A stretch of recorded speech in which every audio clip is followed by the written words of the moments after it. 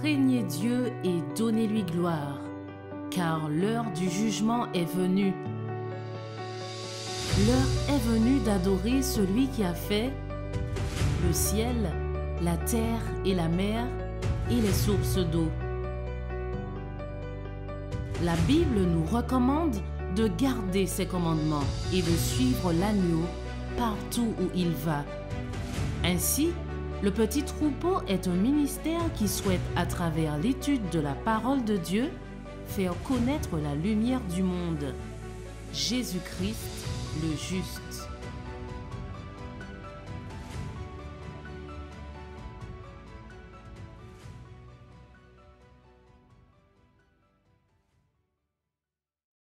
Notre Dieu, notre Père, nous te sommes reconnaissants.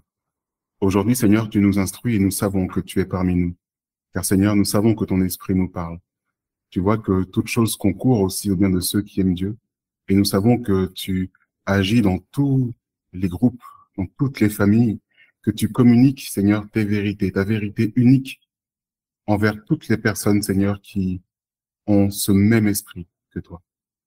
Ô Père, nous sommes infiniment reconnaissants pour l'étude que nous avons eue ce matin, l'étude de l'école du sabbat. Et ce sera une continuité justement à ce moment d'étude que nous avons eu. Malgré le fait que nous ne soyons pas consultés, tu vois que les choses concourent. Merci au Père parce que nous savons que tu es parmi nous. Que ta présence, Seigneur, soit ressentie aussi dans toutes les familles qui sont connectées aujourd'hui, que ce soit ici en France, que ce soit à La Réunion, peut-être en Haïti ou ailleurs, que tu puisses, au Père, bénir tout un chacun. Continue, au Père, à nous instruire. Nous avons besoin de toi. Et c'est au nom de Jésus que nous te prions. Amen. Amen. Amen. Amen. Amen. Cette troisième strophe que je vais reprendre, dont les paroles sont intéressantes, dit que ce saint mystère que je révère, oh, je ne pourrais le sonder. Pour tout comprendre, il faut attendre, mes rédempteurs, je puis t'aimer. Cette parole est intéressante parce qu'elle laisse entendre que ce mystère, c'est le mystère de la croix dont il est question ici, dans la strophe précédente, est insondable. Ça veut dire qu'il nous faut attendre pour pouvoir en avoir la signification, mais qu'en attendant, on peut continuer à aimer.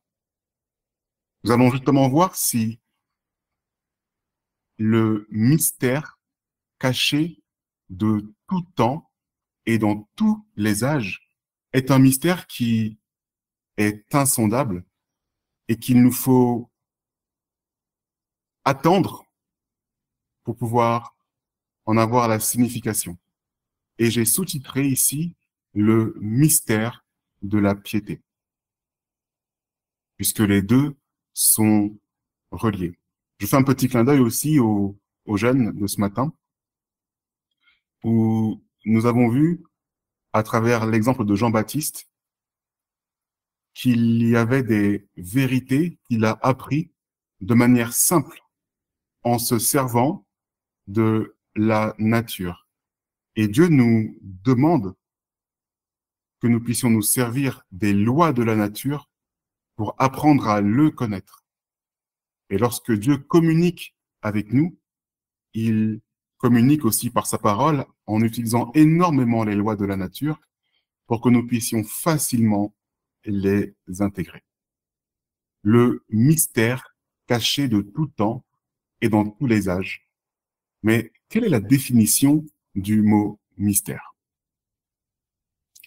Selon quelques dictionnaires, il s'agit d'un rite, d'un culte religieux secret. Cette première définition tend à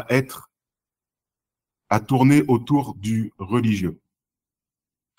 Et il y a une deuxième signification, c'est le dogme révélé, inaccessible à la raison, le mystère de la Trinité. Ce n'est pas moi qui l'indique.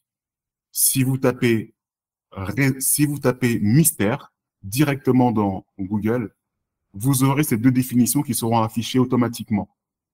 Et il prend comme exemple le mystère de la Trinité. Ce n'est pas moi qui l'ai rajouté. Mais vous voyez qu'ici, il y a quelque chose avec lequel j'ai un petit peu de mal. Si on parle de dogme révélé, pourquoi cela demeure-t-il un mystère? Si on parle de dogme révélé, pourquoi cela resterait-il inaccessible à la raison? C'est en cela que j'ai un petit souci avec cette définition. Une autre définition, celle du Larousse, dit que que le mystère est ce qui est inaccessible à la raison humaine, ce qui est de l'ordre du surnaturel, ce qui est obscur, caché, inconnu, incompréhensible. Le mystère de la création, c'est l'exemple que le Larousse prend. La langue bretonne baignée de mystère, par exemple, où cet homme est un mystère. Mais vous voyez, la partie de cette définition qu'il nous faut retenir, c'est qu'un mystère est quelque chose qui est inaccessible à la raison. Donc, gardons bien cela en mémoire. Je vais vous inviter à prendre avec moi un texte qui se trouve dans Éphésiens 3 et les versets 1 à 7. Nous avons beaucoup de textes à parcourir, donc je vais sans doute aller un peu vite, mais ça sera enregistré et plus tard nous pourrons consulter de nouveau ce message pour si vous voulez rattraper d'autres choses. Mais en tout cas, je dois aller à une certaine vitesse pour pouvoir aussi respecter l'heure. Éphésiens 3, versets 1 à 7 nous dit: c'est à cause de cela que moi, Paul, je suis le prisonnier de Jésus-Christ. Pour vous, les gentils, si en effet vous avez appris quelle est la dispensation de la grâce de Dieu qui m'a été donnée pour vous. Verset 3, c'est par révélation qu'il m'a fait connaître ce mystère, comme je viens de l'écrire en peu de mots. Donc, par où vous pouvez comprendre en lisant quelle est l'intelligence que j'ai du mystère de Christ. Mystère qui n'a pas été manifesté aux enfants des hommes dans les générations passées, comme il a été révélé maintenant par l'Esprit à ses saints apôtres et aux prophètes. À savoir que les gentils sont cohéritiers et qu'ils font un même corps et qu'ils participent à sa promesse en Christ par l'Évangile, duquel j'ai été fait ministre par un don de la grâce de Dieu qui m'a été donné par l'efficace de sa puissance. Pour vous aider à mieux comprendre ce texte, ici, au verset 4, il dit « Par où pouvez-vous comprendre en lisant quelle est l'intelligence que j'ai du mystère de Christ ?» Quand il dit quelle est l'intelligence que j'ai du mystère, c'est qu'il a la compréhension de ce mystère, c'est qu'il a la signification. Il n'a pas simplement l'énigme, il a la solution à l'énigme. Et il nous dit que cette solution à l'énigme, il l'a obtenue par révélation au verset 3. C'est par révélation qu'il a fait connaître ce mystère. Comment s'est produite cette révélation? Cette révélation au verset 5 n'a pas été manifestée aux enfants des hommes dans les générations passées, mais il a été révélé par l'Esprit. Donc par l'Esprit, il a eu cette révélation. Et donc, il a la solution à l'énigme. Et quelle est la solution à l'énigme? Verset 6. Donc, ce mystère, à quoi correspond-il? Eh bien, c'est de savoir que les gentils sont désormais cohéritiers et qu'ils font un même corps et qu'ils participent à sa promesse en Christ par l'Évangile. Ici, il est question de salut. Et dans ce texte, on nous fait comprendre que tout mystère, mes amis, utile au salut de l'homme est révélé. Tout mystère utile au salut de l'homme est révélé. Et si un mystère demeure un mystère, c'est qu'il n'est pas utile au salut de l'homme. Je vais poursuivre dans les versets qui suivent, dans Éphésiens au chapitre 3 et les versets 8 à 12. C'est à moi, le moindre de tous les saints, qui a été donné cette grâce d'annoncer parmi les gentils les richesses incompréhensibles de Christ. Verset 9. et de mettre en évidence devant tous quelle est la dispensation du mystère caché de tout temps en Dieu qui a créé toutes choses par Jésus-Christ. Afin que la sagesse de Dieu, infiniment diverse, soit maintenant manifestée par l'Église aux principautés et aux puissances dans les lieux célestes, selon le dessein qu'il avait formé de tout temps et qu'il a exécuté par Jésus-Christ notre Seigneur, en qui nous avons la liberté de nous approcher de Dieu avec confiance par la foi que nous avons en lui. La finalité de cette révélation est de pouvoir nous approcher de Dieu avec confiance par la foi que nous avions en lui. Tout à l'heure, nous avons dit que Jésus n'a rien fait de lui-même et que tout ce qu'il a fait, il l'a fait par Dieu pour connaître Dieu. La finalité de la révélation du mystère caché de tout temps en Dieu, mystère caché de tout temps en Dieu, que Jésus nous révèle, c'est de pouvoir nous approcher de Dieu avec confiance. Ici, il s'agit du salut pour tous par Jésus-Christ. Ceci est le mystère caché de tout temps. Mystère d'ailleurs qui n'est plus un mystère, mais une révélation. Et plus loin, toujours dans le livre des Éphésiens, l'apôtre Paul donne le détail de comment cette révélation du mystère caché agit pour le salut des hommes. Et là, je vous demanderai d'être particulièrement attentifs. Dans Éphésiens 3, versets 14 à 19, nous poursuivons dans les versets qui suivent. C'est pour ce sujet que je fléchis les genoux devant le Père de notre Seigneur Jésus-Christ, de qui toute famille dans les cieux et sur la terre tire son nom, afin que, selon les richesses de sa gloire, il nous donne d'être puissamment fortifiés par son esprit dans l'homme intérieur, afin que Christ habite dans vos cœurs par la foi, et que, enracinés et fondés dans la charité, vous puissiez comprendre avec tous les saints quelle en est la largeur, la longueur, la profondeur et la hauteur, et connaître l'amour de Christ qui surpasse toute connaissance, afin que vous soyez remplis de toute la plénitude de Dieu. Voyez que lorsque ce mystère est révélé, on n'en connaît pas juste une partie. Il nous est dit qu'on en connaît la largeur, la longueur et la profondeur et même la hauteur. Et pour bien comprendre, commençons par la fin de ce verset. La fin de ce verset, la fin de ces versets nous dit afin que vous soyez remplis de toute la plénitude de Dieu. Donc, pour être remplis de toute la plénitude de Dieu, il nous faut avoir quelque chose dans le cœur, verset 17. Il faut quelque chose qui habite dans vos cœurs.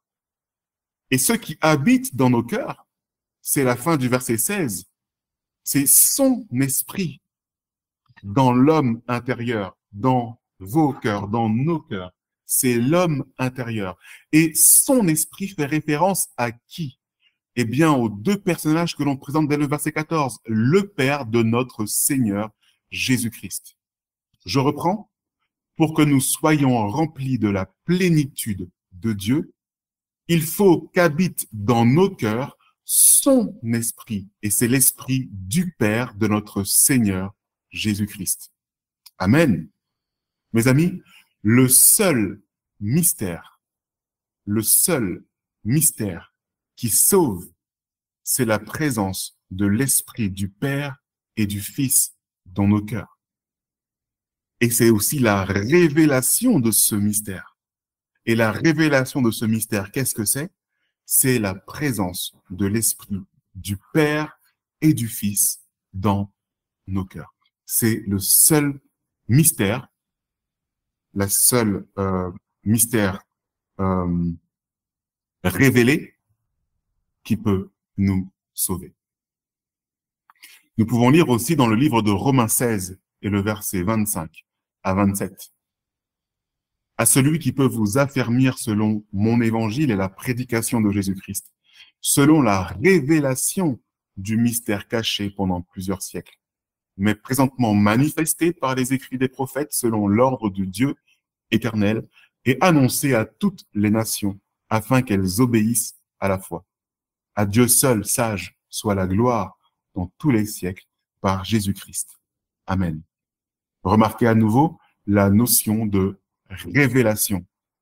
Et cette révélation, c'est aussi la révélation du mystère que l'on appelle le mystère de la piété. Qu'est-ce que le mystère de la piété? Nous en avons une bonne définition dans 1 Timothée 3 et le verset 16. D'ailleurs, pour bien retenir cela, il y a une petite aide mémotechnique. 1 Timothée 3, verset 16, fait aussi référence à Jean 3, verset 16. Et donc, le ministère de la piété, qu'est-ce que c'est? Et de l'aveu de tous, le mystère de piété est grand. Dieu a été manifesté en chair, justifié par l'Esprit, vu des anges, prêché parmi les gentils, cru dans le monde et élevé dans la gloire. Lorsque Madame White parle du mystère de la piété, elle le relie systématiquement à Jean 3, verset 16, car Dieu a tant aimé le monde qu'il a donné son Fils unique, afin que tous ceux qui croient en lui ne périssent point, mais qu'il ait la vie éternelle. La vie éternelle, mes amis, la révélation du mystère de la piété passe par celui que le Père a donné, passe par le Fils que le Père a donné. Et bien sûr, en voyant cette définition, on peut se poser une question. Dieu a-t-il juste révélé l'énigme? Non, Dieu a révélé la réponse à l'énigme. C'est par révélation qu'il m'a fait connaître ce mystère. Un mystère, par définition, est inaccessible à la raison. Ça, c'est l'énigme. Mais Dieu, lui, révèle les énigmes. Donc, il révèle les mystères. Il donne donc la solution à l'énigme. Il donne la solution au mystère. Et nous avons ce texte qui est extrêmement connu, très connu, qui provient de Daniel 2 au verset 22, dans le contexte de la révélation du songe de Nebuchadnezzar. C'est lui qui révèle les choses profondes et cachées. Il connaît ce qui est dans les ténèbres et la lumière demeure en lui. Amen. Donc Dieu, nous allons le voir dans quelques instants, est un révélateur et il met systématiquement en lumière tout ce qui est utile à notre salut. Ce qui n'est pas utile à notre salut demeure un mystère. Beaucoup de gens veulent étudier ce qu'on appelle le mystère de la création. Comment une voix a-t-elle pu amener les choses à la création? Sur quelle fréquence? Quels sont les hertz? Mais est-ce que savoir cela est utile à notre salut? Si cela ne nous est pas révélé, si ce domaine scientifique mais extraordinaire, ça veut dire en dehors de l'ordinaire, ne nous est pas révélé, c'est qu'il n'est pas utile à notre salut. Nous aurons ces réponses plus tard. Faisons en sorte d'arriver au ciel. Mais ce qui est utile à notre salut, il le révèle. Dans Colossiens 1 et le verset 24 à 27. Colossiens 1 et le verset 24 à 27.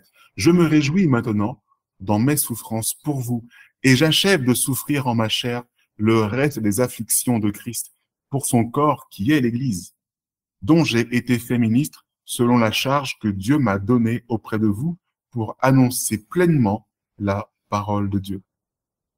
Lorsque l'on est ministre de l'Église dont on est en charge, on a comme rôle premier d'annoncer pleinement la parole de Dieu. Et dans l'annonce pleine de la parole de Dieu, il y a la révélation du mystère qui était caché dans tous les siècles et dans tous les âges, mais qui est maintenant manifesté par ses saints. Tel est le rôle du ministre. Mais à qui Dieu a voulu faire connaître quelle est la richesse de la gloire de ce mystère parmi les gentils, à savoir Christ en vous, l'espérance de la gloire. Christ en vous, l'espérance de la gloire. Revenons sur le livre d'Éphésiens. D'ailleurs, juste avant, dans le livre de Colossiens, remarquez qu'il est dit le mystère qui était caché, ce qui signifie qu'aujourd'hui, il est révélé, il est manifesté. Tout ce qui concerne notre salut ne peut demeurer caché et doit être révélé. Un mystère ne peut demeurer un mystère. Donc, Christ en vous, l'espérance de la gloire. Voyons un petit peu plus cela en détail dans Éphésiens 3 et le verset 14 à 19. C'est pour ce sujet que je fléchis les genoux devant le Père de notre Seigneur Jésus-Christ. Vous en souvenez? Qui, par leur esprit, qui par son esprit, l'esprit du Père, habite dans nos cœurs, afin que nous soyons remplis de la toute plénitude de Dieu. Mes amis, Christ en nous est l'espérance de la gloire. Lorsque l'esprit du Père est en vous, Christ demeure aussi en vous. Et il n'y a que deux personnes ici qui sont représentées par leur esprit. C'est l'esprit du Père et du Fils. C'est l'esprit du Père et de Christ. Ainsi donc, concernant le mystère de la Trinité, j'ai bien peur qu'il ne demeure un mystère et qu'il ne soit jamais révélé, puisque la révélation du mystère passe par le Père et le Fils. Et ce principe de transmission du Père vers le Fils, on le retrouve dans un texte aussi bien connu, qui est le texte d'Apocalypse 1 et les versets 1 à 2. Apocalypse 1 et les versets 1 à 2 nous dit « Révélation de Jésus-Christ qu'il a reçue de Dieu pour montrer à ses serviteurs les choses qui doivent arriver bientôt et qu'il a fait connaître par l'envoi de son ange à Jean, son serviteur, lequel a rapporté la parole de Dieu et le témoignage de Jésus-Christ et tout ce qu'il a vu. » Le livre de l'Apocalypse, dit-on, est un mystère, paraît-il. Ici, il y a une énigme et le Père donne la réponse à son Fils. C'est la révélation de Jésus-Christ. Toute révélation utile au salut passe par le Père et le Fils. Et quant à l'ange, il ne fait que transmettre ce qui a déjà été révélé. La révélation passe par le Père et le Fils. L'ange n'est qu'un messager de cette signification. D'ailleurs, le mot ange signifie messager. Et souvent, il est dit, d'ailleurs, c'est Madame White qui le reprend et qui le dit dans la tragédie des siècles, à la page 369, paragraphe 3. Elle dit qu'en présence des affirmations qui précèdent, comment des hommes osent-ils prétendre que l'Apocalypse est un mystère au-dessus de la portée de l'intelligence humaine? Parce que c'est ça la signification du mot mystère. C'est qu'il ne peut pas rentrer dans l'intelligence humaine. C'est un mystère, oui, c'est un mystère, mais un mystère dévoilé. C'est un livre ouvert. Et tout est dit dès le premier verset d'Apocalypse. Apocalypse 1, versets 1 et 2, nous dit absolument tout, nous dit que c'est un livre qui a été révélé. L'étude de l'Apocalypse attire l'attention sur les prophéties de Daniel. Et dans ces deux livres, Daniel et Apocalypse, Dieu donne à ses enfants des renseignements très importants touchant les événements qui doivent se produire à la fin de l'histoire du monde. Le livre de l'Apocalypse signifie lui-même révélation. Et ce livre, d'ailleurs, nous révèle un autre mystère. Quel est cet autre mystère que nous pouvons lire dans Apocalypse 17? La femme était vêtue de pourpre et d'écarlate, parée d'or de pierres précieuses et de perles. Elle tenait à la main une coupe d'or pleine des abominations et des souillures de sa prostitution. Et sur son front était écrit un nom, Mystère, Babylone la Grande, la mère des fornicateurs et des abominations de la terre. Certaines personnes insistent en disant que non, son nom, ce n'est pas Mystère, Babylone la Grande. Au contraire, il s'agit d'un nom qui a la carte, il s'agit d'un nom mystérieux. Mais son vrai nom est juste Babylone la Grande, la mère des fornicateurs. C'est ce que disent certaines personnes. Mais voyons le poids de l'évidence. Si nous prenons les différentes versions et que nous prenons la version Osterwald, il est écrit un nom, Mystère, Babylone la Grande. Ainsi, le mot mystère fait partie du nom de cette femme. Si nous prenons la version Sommer, qui est la seule version qui précise qu'il s'agit d'un nom mystérieux et que son nom est la Grande Babylone. C'est la seule version dans ce cas. Mais toutes les autres versions, comme la version Martin, nous dit qu'il y avait un nom écrit, virgule, Mystère, la Grande Babylone. Darby, un nom écrit, Mystère, virgule, la Grande Babylone. Et même la King James, remarquez que le nom entier est écrit en majuscule, Mystery Babylon the Great. Mystère, la Grande Babylone. La plupart des versions bibliques laissent entendre que le mot mystère fait partie intégrante du nom de cette femme prostituée. Cela fait donc partie de son identité, qu'il y ait du mystère et qu'il y ait des choses inaccessibles à la raison. Vous comprenez? Tout ce qui est inaccessible à la raison et qui, soi-disant, serait utile au salut, cela ne peut venir que de Babylone. Ici, nous allons voir la différence qu'il y a entre Dieu et Babylone.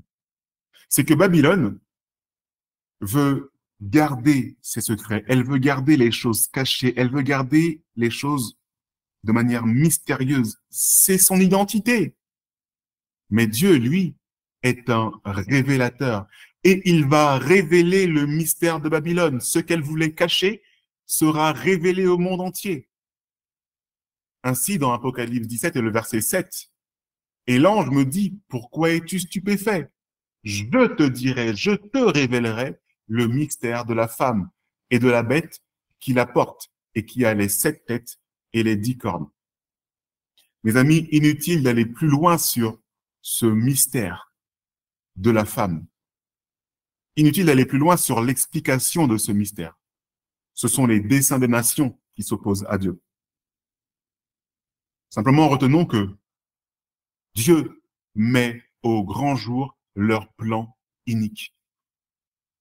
Dieu met au grand jour la méchanceté de Babylone.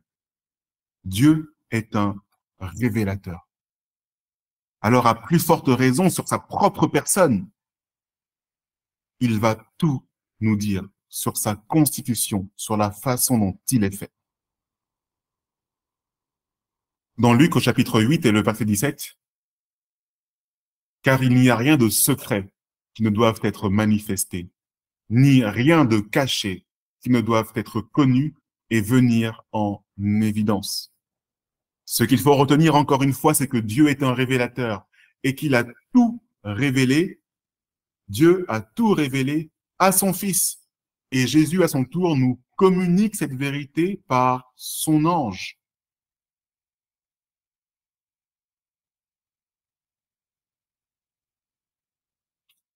Je vais passer au texte. Je reviens au texte de Colossiens. Dans Colossiens, il était dit que le mystère qui était caché dans tous les siècles et dans tous les âges. Dans ce texte, ce qu'il faut aussi retenir, c'est que le mystère qui était caché dans tous les siècles et dans tous les âges est maintenant manifesté à ses saints. Et si aujourd'hui, il demeure encore un mystère. C'est qu'il n'a pas été révélé et qu'il n'est pas utile au salut. Mes amis, tout mystère utile au salut de l'homme finit par être révélé tôt ou tard. Et le mystère caché dans tous les siècles, c'est la révélation du Père par le Fils. C'est Christ en nous, l'espérance de la gloire. Autrement dit, Christ en nous, l'espérance de voir le Père. Souvenez-vous ce que nous avons vu dans l'école du sabbat ce matin. Christ présente le Père. Mes amis, Dieu se fait connaître et il se révèle à nous. En aucun cas, il n'est un mystère, comme cela peut être pour le mystère de la Trinité.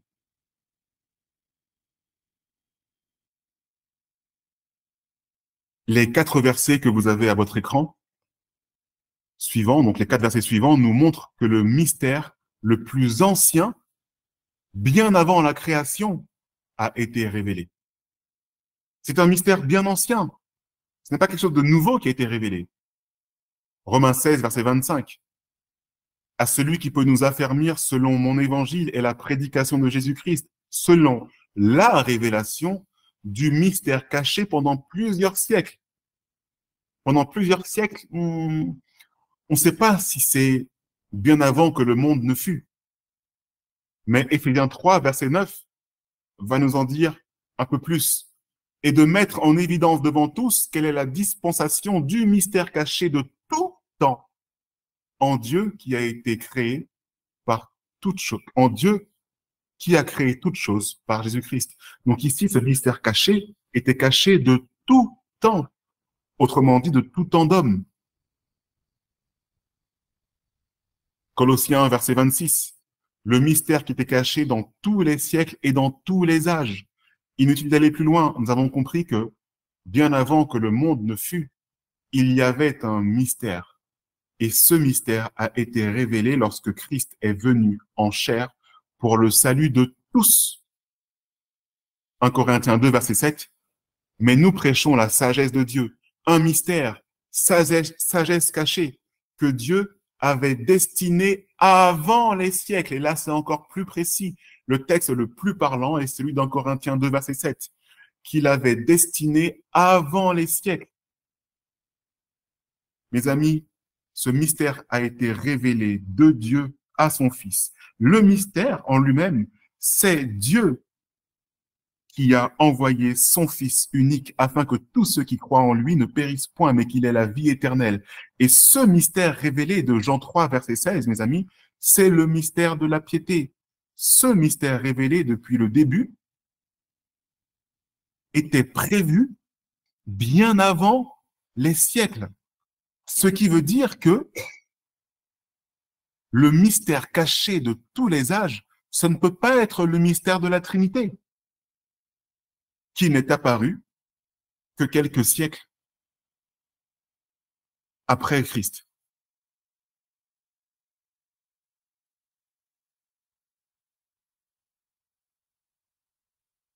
Job 28 et le verset 20 à 24. Mais la sagesse, d'où viendra-t-elle? Et où donc est la demeure de l'intelligence? Elle est cachée aux yeux de tous les vivants. Elle se dérobe aux oiseaux des cieux. Le gouffre et la mort disent, nous avons de nos oreilles entendu parler d'elle. C'est Dieu qui sait son chemin. C'est lui qui connaît sa demeure, car il regarde, lui, jusqu'aux extrémités du monde. Il voit sous tous les cieux. Qui a parlé ici du mystère caché? C'est Job. Et il dit qu'elle est cachée aux yeux de tous les vivants. Mais Job a vécu peut-être même avant Abraham. Et bien certainement avant que Christ ne soit manifesté. Et pour notre salut, Christ s'est entièrement révélé par son Fils. Comment donc Dieu s'étant révélé par son Fils peut-il demeurer un mystère? Une seule entité, mes amis, nous l'avons vu tout à l'heure, une seule entité cherche à conserver ses secrets. Et c'est Babylone, comme nous l'avons vu dans Apocalypse. Tandis que Dieu, lui, est un Dieu de révélation. Et nous allons voir à quel point il révèle. Matthieu 6 et le verset 6 dans la version Louis II. Mais quand tu pries, entre dans ta chambre, ferme ta porte et prie ton Père qui est là dans les lieux secrets, et ton Père qui voit dans le secret te le rendra. Nous connaissons très bien ce texte. Mais il y a une version que nous ne connaissons pas bien et qui est reprise par la majorité des textes. Mais toi, quand tu pries, entre dans ton cabinet et ayant fermé ta porte, prie ton Père qui est dans ce lieu secret, et ton Père qui voit dans le secret te le rendra publiquement. Ça ne reste plus dans le secret. Il ne révèle pas dans le secret. Il révèle publiquement. Et c'est la version Osterwald, la version Martin et même la version King James qui dit openly. Dieu est ainsi. Dieu est ainsi, mes amis. Il met tout en lumière et surtout ce qui concerne sa propre personne. Surtout ce qui concerne le salut de l'homme, à savoir Christ en nous, l'espérance de la gloire. Christ en nous, l'espérance de voir Dieu. Dieu révèle les secrets. Amos 3, verset 7. Car le Seigneur, l'Éternel, ne fait rien qu'il n'ait révélé son secret à ses serviteurs, les prophètes. Ou encore dans Psaume 25 et le verset 14. Le secret de l'Éternel est pour ceux qui le craignent et il leur fera connaître son alliance. Ces paroles sont claires, mes amis.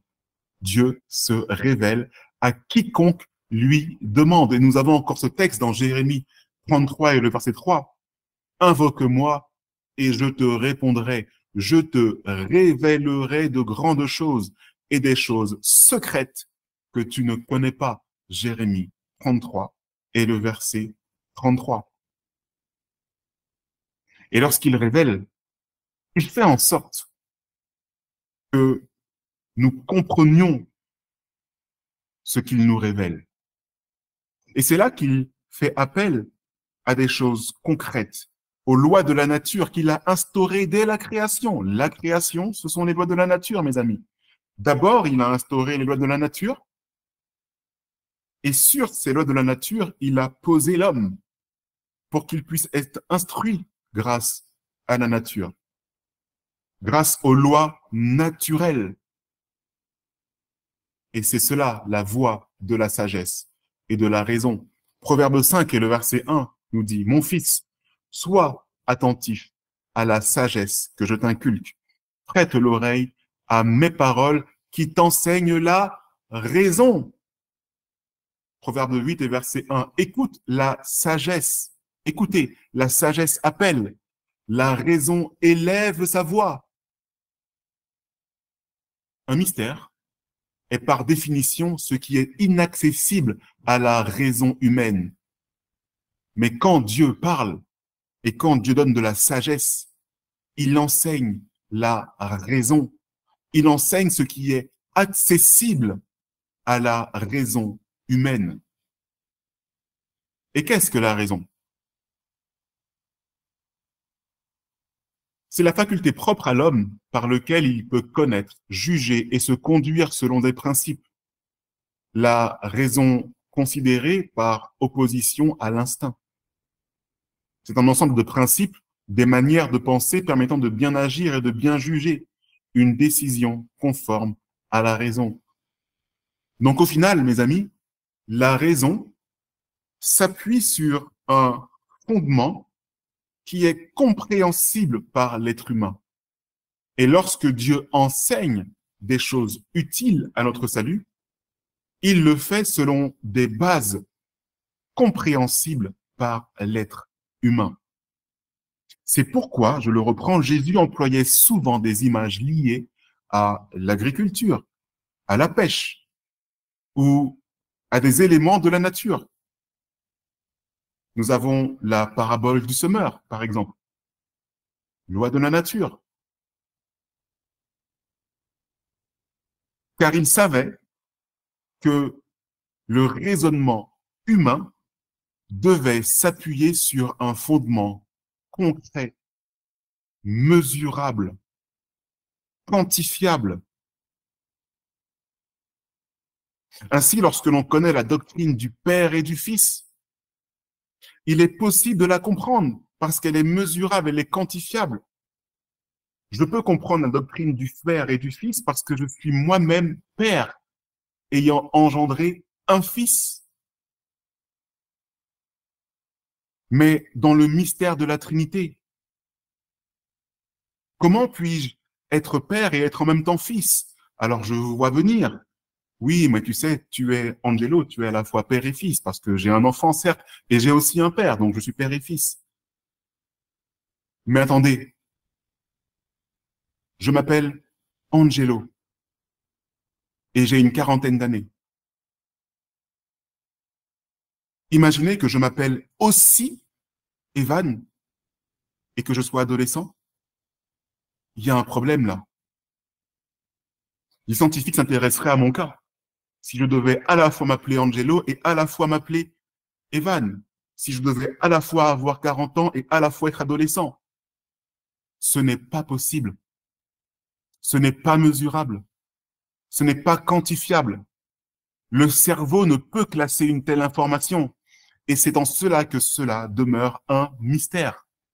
Mais concernant Dieu et son Fils, tout a été révélé. Il n'y a plus de mystère. Mais celui qui persiste, mes amis, dans ce fondement instable de la Trinité notamment, sera en mesure d'accepter toutes les doctrines instables. Et ce n'est pas moi qui le dis. C'est la Bible et l'esprit de prophétie. Prenons la Bible et l'esprit de prophétie. Celui qui s'isole suit son inclination. Il s'obstine contre toute raison. Celui qui se tient à l'écart cherche ce qui lui plaît. Il s'irrite contre tout ce qui est sage. J'ai repris le même verset dans deux versions différentes pour nous montrer que celui qui reste à l'écart cherche à demeurer dans le mystère. Ce qui veut dire qu'il s'irrite contre tout ce qui est sage, contre toute raison. Dans le livre Tempérance chrétienne,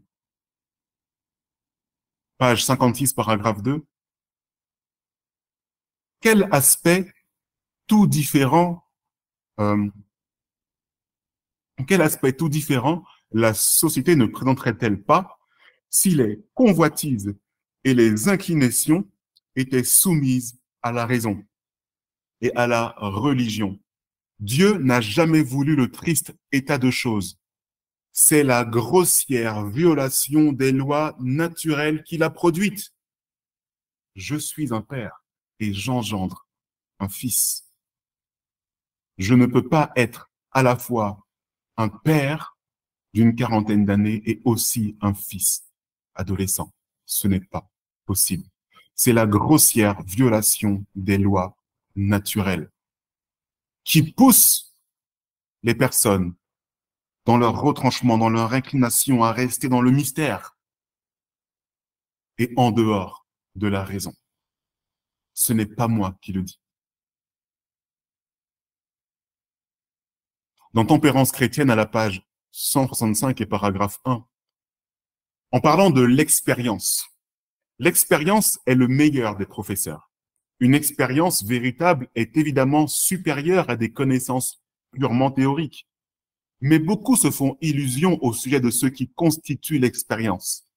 L'expérience véritable s'obtient par une suite d'expérimentations dirigées avec soin et intelligence, dans lesquelles l'expérimentateur ne se laisse dominer ni par le préjugé, ni par des opinions ou des habitudes préalablement établies.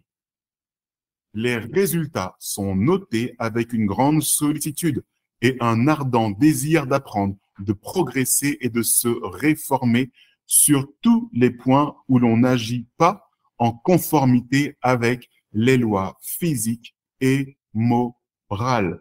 Dieu se présente à nous selon les lois de la raison, mes amis, et selon les lois naturels, qui sont repris par le monde scientifique comme étant les lois physiques et morales.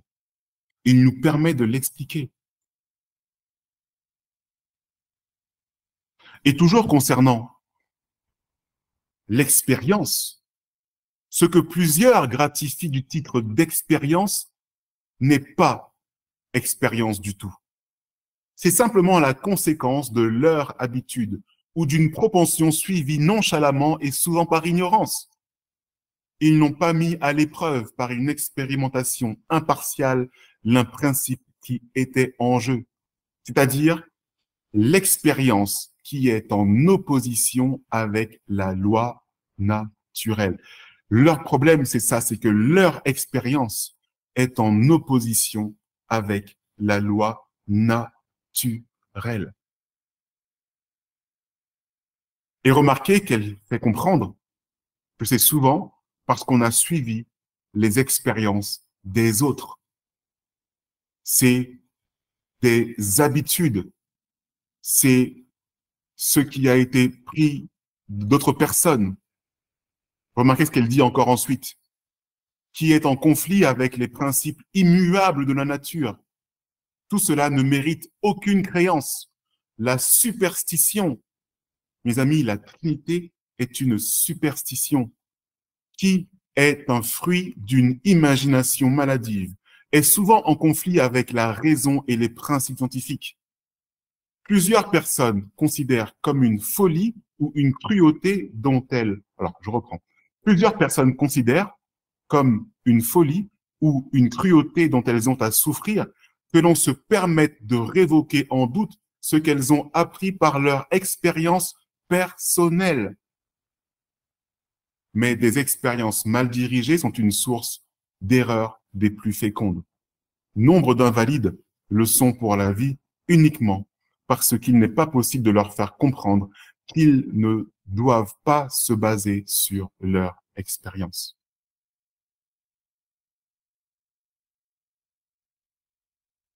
Dans Témoignage sur l'école du sabbat, donc c'est un texte en fait qui parle en fait du moniteur de l'école du sabbat, que ce dernier, donc le moniteur de l'école du sabbat, ne suive pas les traces de ceux qui spirituellement ne grandissent pas dans la connaissance de notre Seigneur et Sauveur Jésus-Christ, quand bien même l'exemple lui serait donné de la part de ceux qui montent en chair. Celui qui veut être agréé au titre de collaborateur de Dieu ne doit imiter ni le ton, ni les manières, ni les idées de quelqu'un d'autre. C'est du Seigneur qu'il doit apprendre et recevoir la sagesse. Ce Seigneur qui lui a confié, comme à d'autres, le don de la raison et de l'intelligence, basé donc sur les lois naturelles. Ce qui ne peut se baser sur les lois naturelles que Dieu lui-même a créées ne sont pas dignes de pouvoir être moniteurs de l'école du sabbat. Et ils se basent sur leur propre raisonnement, sur leur propre sagesse.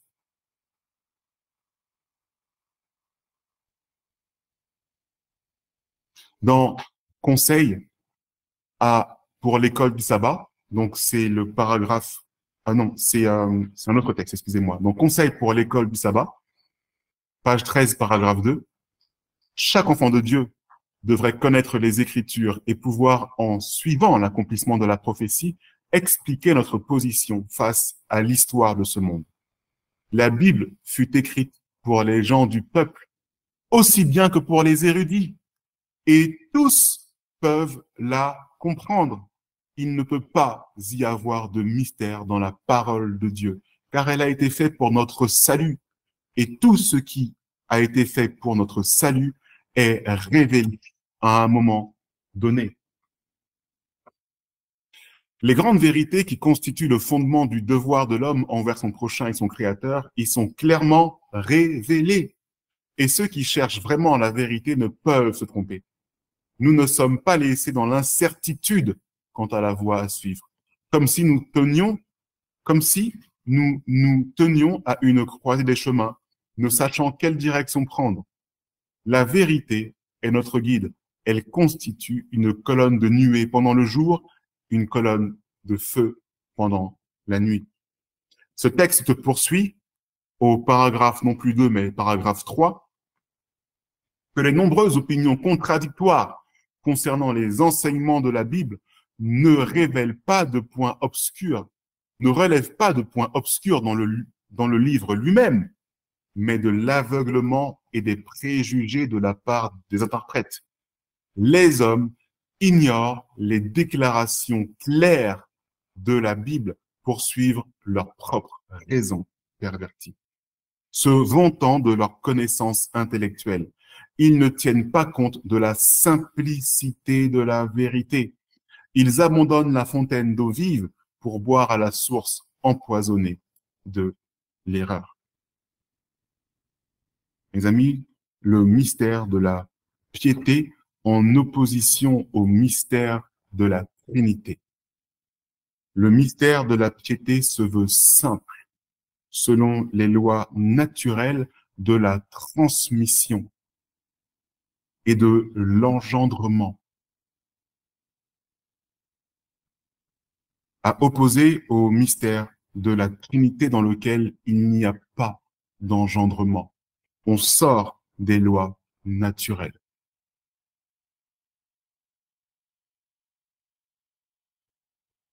Pour revenir sur ce qu'est le mystère de la piété, voici comment Madame White le définit. La doctrine de l'incarnation du Christ dans une chair humaine constitue un mystère. Certes, il s'agit du mystère caché de tout temps et dans tous les âges. Colossiens 1, verset 26. C'est le grand et profond mystère de la piété. Quelle est la définition? La parole a été faite chair et elle habite parmi nous. Jean 1, verset 14. Le Christ a revêtu une nature humaine, inférieure à sa nature céleste. Rien ne saurait mieux montrer l'étonnante condescendance de Dieu. Il a tant aimé le monde qu'il a donné son Fils unique. Jean 3, verset 16. Vous vous en souvenez? En comparaison à 1 Timothée 3, verset 16. Facile à retenir. Jean présente ce magnifique sujet avec assez de simplicité pour que chacun puisse saisir l'idée et en être éclairé. Pour que chacun puisse saisir l'idée et en être éclairé. Mes amis, il y a un mystère qui demeurera un mystère.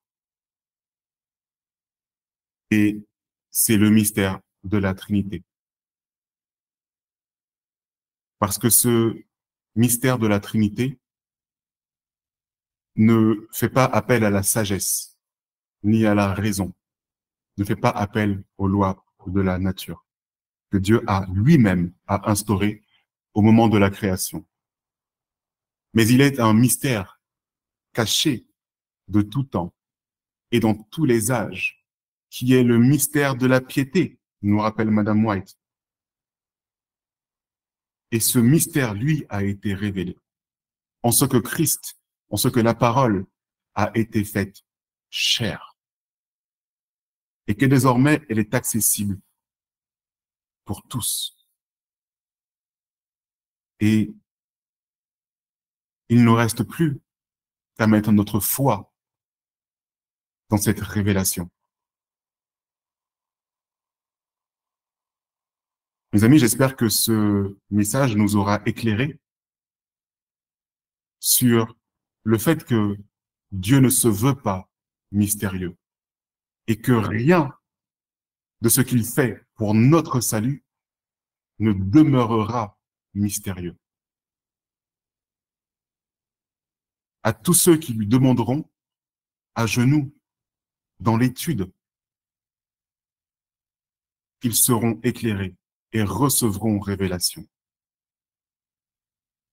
Ne croyons pas que ce livre de Daniel et de l'Apocalypse soit un mystère. lorsque Dieu dit, dès les premiers mots, révélation de Jésus-Christ. La révélation, c'est le fait de mettre tout ce qui est caché en lumière. Comment pouvons-nous parler de mystère?